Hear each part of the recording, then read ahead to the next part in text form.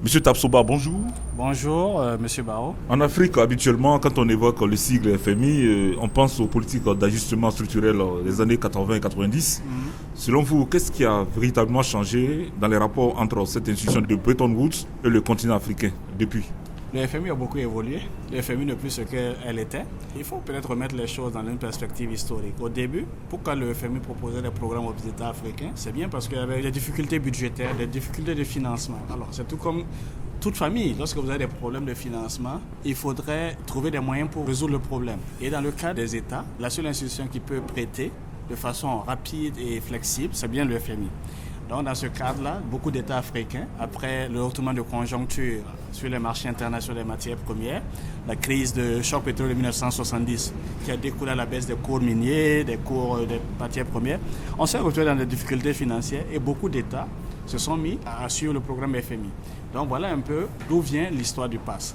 Mais malheureusement, on doit le reconnaître ici, et le FMI le reconnaît aussi, le programme d'ajustement structurel appliqué à beaucoup d'Africains n'ont pas eu un visage humain. On s'est plutôt focalisé sur la macroéconomie que sur les hommes. Maintenant, on ne parle plus de programme d'ajustement structurel, on parle de facilité élargie de croissance, on parle de facilité rapide de crédit.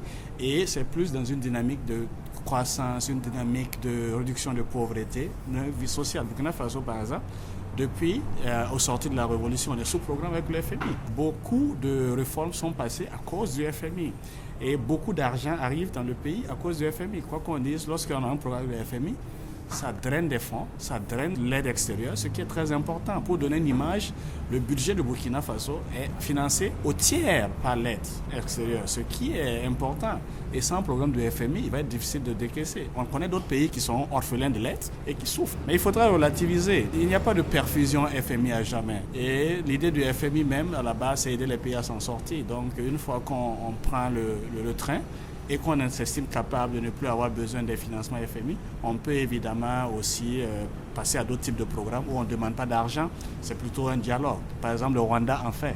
On a un dialogue plus avec le Rwanda, on a un dialogue plus avec le Sénégal qu'un programme de déboursement d'argent. Et pour le cas du Burkina? Le Burkina, c'est un programme de facilité élargie pour la croissance qui est un prêt à taux zéro. Et donc, c'est aussi ce que beaucoup oublient. C'est des fonds disponibles à taux réduit et qui sont utiles pour des programmes de développement. Le Burkina est toujours dans des programmes à déboursement d'argent avec le FMI. Tous les indicateurs le montrent, l'Afrique est la partie au monde qui connaît un taux de croissance économique en progression ces dernières années, dû essentiellement à l'envol des prix des matières premières. Et pourtant, les Africains sont ceux qui ont le niveau de vie le plus faible au monde. Qu'est-ce qui explique cette situation? Effectivement, l'Afrique a engrangé des points de croissance phénoménales. Et en particulier, le pays dont nous sommes originaires, le Burkina Faso, impressionnant, est classé parmi les meilleures économies africaines il y a quelques années. Malheureusement, lorsqu'on voit avec la population et qu'on apprécie à sa juste valeur, on a du mal à voir les fruits de la croissance. Cela veut dire qu'on ne partage pas assez ce qu'on crée. Et la base de la création est limitée. Donc, cela interpelle les gouvernants. Comment il faudrait-il partager mieux la croissance qu'on crée? Donc, c'est la notion de qualité de la croissance. Nous avons écrit récemment là-dessus.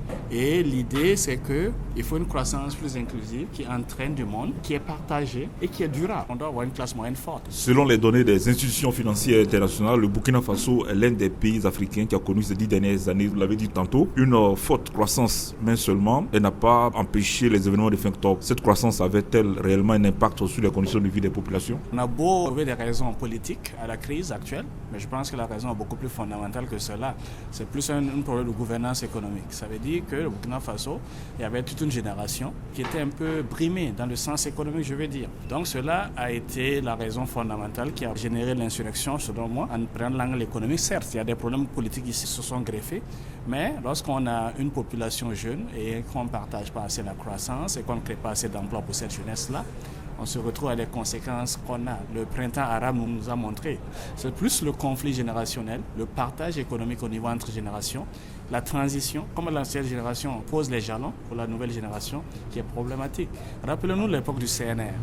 Ils ont bien eu la transition, qu'ils ont eu peut-être par un coup de force ou pas, mais certes, ils étaient aux affaires dans la trentaine. Et aujourd'hui, on regarde la classe politique burkinabé, très peu ont la trentaine. Donc, il faut fondamentalement rajeunir le leadership burkinabé. C'est ça le fond du problème. Le gouvernement de transition a entrepris un certain nombre de réformes économiques. De l'avis d'un spécialiste comme vous, ces réformes peuvent-elles influer sur la pauvreté ambiante au Burkina Faso? Peut-être avant même de parler des réformes, il faut un peu reconnaître le mérite de la transition. Voilà ce pays-là qui avait beaucoup de croissance et soudain on a un coup d'arrêt à cause d'une crise politique, un choc systémique. Mais on s'est relevé. C'est vrai qu'on a eu un décrochage en 2014. On est passé de 6,6 exactement à 4,4%. Mais c'est un pays qui a maintenu quand même. On a vu ailleurs qu'un tel décrochage s'est terminé en bain de sang ou en conflit civil. Donc il faut féliciter la transition à ce niveau. Ils ont hérité d'une situation difficile et ils ont tenté quand même de remonter la pente. Le Burkina Faso n'a pas d'arriéré aujourd'hui. Ailleurs on le voit. Et en même temps il y a des réformes cruciales qui ont été passées. Code minier, ça a été révisé. État général de la justice est passé. Commission de réforme, on en est là. Et en même temps, le délit d'apparence. Il reste beaucoup à faire, mais je crois qu'ils en ont fait déjà. Et pour finir, ils ont lancé un programme de mesures d'austérité. Ça ne fait pas tout, mais déjà, ça donne le signal. Ce n'est pas pour résoudre les problèmes. Enfin, on a l'opportunité qu'ils ont lancé aussi le programme d'urgence socio-économique, ce qui est très important. Nous pensons qu'ils ont fait ce qu'ils pouvaient, peuvent faire mieux, mais ils posent les jalons, pas pour résoudre peut-être la pauvreté à long terme, mais déjà pour éviter que le système se refonde. Parce qu'un système qui s'effondre, c'est toujours difficile de le faire repartir. Et il faut féliciter l'élite burkinabé et l'administration burkinabé qui a su fonctionner malgré nos problèmes qu'on a eus. Parlons du code minier justement, un nouveau code qui a été adopté récemment par le Conseil national de transition, CNT. En tant qu'économiste, quel est votre point de vue sur ce nouveau code minier-là? Il fallait une révision. Le Burkina Faso, lorsqu'on regardait le régime, c'était le pays qui taxait le moins. C'était le pays qui avait le moins de royalties. Et en même temps, c'était le pays qui n'avait pas beaucoup d'effets d'entraînement. C'est vrai que notre boom minier n'est pas appelé à durer. D'aucuns disent que d'ici 2022, on n'aura plus la même force d'exportation. Mais il fallait qu'on y pense et qu'on remaille l'économie de telle sorte qu'il y ait des effets d'entraînement. Il y a eu le fonds social qui a été un peu amélioré. On n'a pas touché au taux, mais il y a eu une recomposition vers de l'artisanat. C'est-à-dire qu'on a inclus beaucoup plus de producteurs que simplement l'industrialisation. Donc c'est ça un peu l'inclusivité. Il faut mettre en exergue ce que je suis en train de dire. Prenez le cas du coton. C'était un moteur de l'économie pendant longtemps. Et on s'est retrouvé à dire que le coton aidait parce qu'il y avait plus de producteurs qui entraînaient. Et là, on se retrouve à des mines où il y a quelques compagnies qui tiraient. Et là, avec la réforme, les producteurs artisanaux pourront contribuer. Donc vraiment, c'est un bon pas. Il faudrait qu'on pense à la deuxième séquence. Comment faire pour profiter de cette manne-là? C'est ça qui est le plus important. À mon avis, il y a beaucoup de secteurs, il y a beaucoup de sous-traitance, il y a beaucoup d'effets d'entraînement qui peuvent se réaliser. Il faudrait qu'on y travaille. Ça, c'est pas nous là qui le fait. C'est nous-mêmes au Burkina Faso qui positionnons notre secteur privé à ce niveau-là. Un nouveau gouvernement sera en principe installé à l'issue des scrutins d'octobre prochain. En matière économique, quelles doivent être, d'après vous, les priorités de l'administration qui viendra? À mon avis, la priorité devrait être de résoudre les problèmes pressants. Alors, c'est quoi les problèmes pressants? C'est simplement le retour de l'autorité de l'État. On remarque qu'après l'insurrection populaire du 31 et 31 octobre, il y a une baisse de l'autorité de l'État. Sans ordre, sans bonne institution, sans institution respectée, on ne peut pas aller de l'avant. Et deuxième élément, c'est le pacte social. Avec ce que nous voyons actuellement, c'est les demandes sociales qui sont très légitimes. Mais en même temps, il faudrait savoir que l'État aussi ne peut pas tout faire.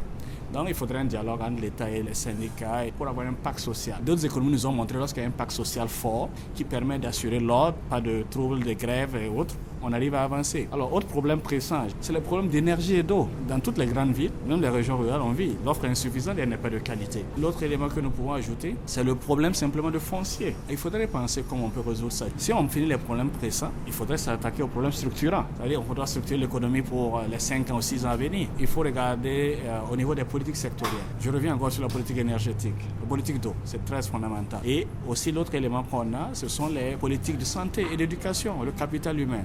Et enfin, l'infrastructure. Quoi qu'on dise de Burkina Faso, carrefour de l'Afrique de l'Ouest, est formidable pays à une population large. On doit investir dans les zones, on doit investir dans l'infrastructure. Il faudrait que quand quelqu'un quitte le Nigeria pour aller au Sénégal, le point de passage soit le Burkina Faso. Et enfin, les priorités que j'appelle priorités d'innovation. Il faut abandonner les réflexions traditionnelles qui nous disent en gros, c'est la santé, c'est l'éducation, il faut penser à autre chose. L'argent existe, les ressources existent, il faut qu'on aille le chercher. Ce n'est pas l'aide extérieure seulement, il y a des formes alternatives. Il y a les investissements par exemple, il y a les marchés financiers. Et je pense qu'on peut légitimement séquencer ces priorités d'innovation de telle sorte qu'on rêve d'un Burkina Faso à la Dubaï, à la singapourienne, à la rwandaise, pourquoi pas. C'est une vision de long terme. Vous êtes jeune, sans doute un des doués de votre génération. Comment fait-on pour être un champion, comme vous, dans un domaine aussi pointu que l'économie? Quelles sont les conditions de réussite? Très simple, le travail. Travail. C'est tout. Moi, je viens d'un milieu assez modeste. Les résultats sont là. Si j'ai un conseil à donner à mes compatriotes, seul le travail paie et seul le travail libère. Et cela veut dire beaucoup de répétitions, beaucoup d'heures de travail avant beaucoup de loisirs. Et c'est ça que vraiment les valeurs fondamentales que la jeunesse doit embrasser. Et enfin, il faut une certaine discipline dans la vie. Sans discipline, on n'y arrive pas. Mais travail et discipline, mes deux maîtres mots. Jules Tapsouba, merci. Merci à vous, Monsieur Barraud.